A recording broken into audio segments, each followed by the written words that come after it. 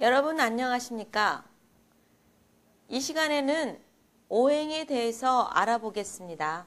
비전역경 38쪽에 보면 오행에 대해서 나와 있습니다. 오행이란 천지창조, 즉 천주섭리에 의해 일구어진 우주 만물의 모든 것을 표현한 학문입니다. 오행이란 말뜻을 살펴보면 오자는 우주 만물이 5가지 법칙권 내에 있음을 의미합니다.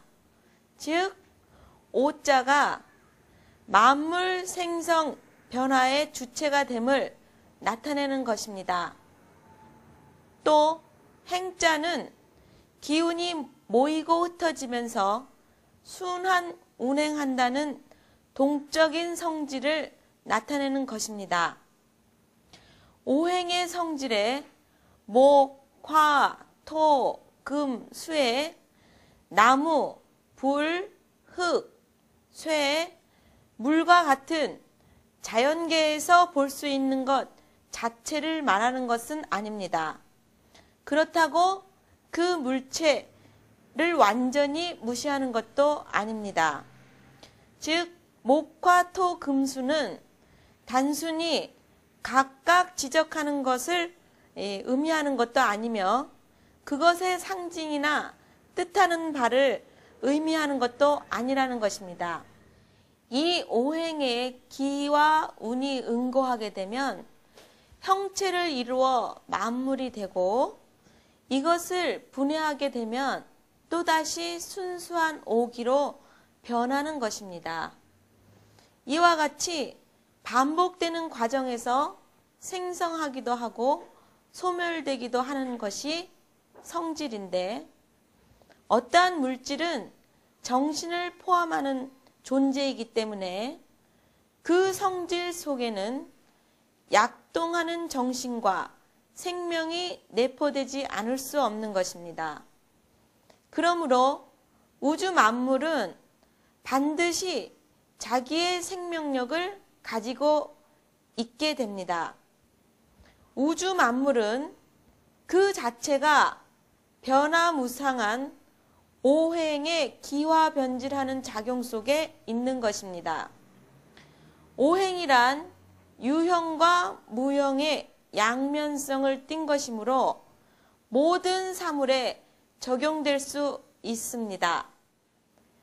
태초에 빛이 있었으니 그 빛에서 우주 만물이 빚어졌도다. 이 우주 만물이 생기기 시작하매 오랜 세월에 걸쳐 색상이 있어졌더라. 그 색상이 양과 음의 작용으로 갈라서면서 색채로 이루어졌도다. 이에 최초의 생명체인 색채라고 하는 바이러스가 양음 즉 수컷과 암컷으로 분리되어서 64분의 1초를 충분히 사용하는 생물이 우주에 가득하게 되었습니다. 거기에서 숲이 이루어지고 동식물이 형성되고 진화의 과정을 거쳐 인간 세계가 이루어졌습니다. 이러한 과정을 갖게 한 것이 오행의 성질입니다.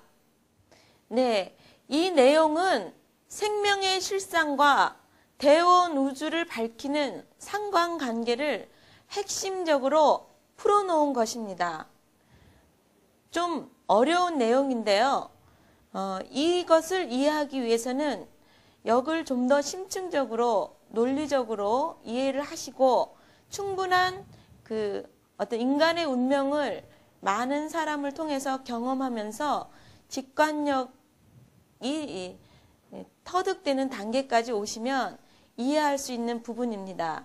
여기에서는 생명의 원천은 빛이며 그 빛에서 생명체 이전 단계의 물질의 표현인 색상과 생명체 단계인 색채, 그 생명체가 소리로서 역사를 이어간다는 정도로 이해하시면 될 것 같습니다. 오행의 의미는 무궁무진한 변화의 뜻을 가지고 있습니다. 여기서의 변화라는 것은 각각의 생명체가 적자 생존을 거쳐서 나가는 것을 말합니다. 오행이란 것은 목, 화, 토, 금, 수 5가지의 기와 운을 말하는 것입니다. 태극의 움직임에 따라 양과 음으로 나뉘어지게 되는데 또 그 양음이 다시 갈라지고 합하여지는 분합작용을 일으킴으로써 5개의 새로운 성질이 발생하는 것을 오행이라고 하고 있습니다. 오행은 눈으로 보이는 물상적인 것은 아닙니다.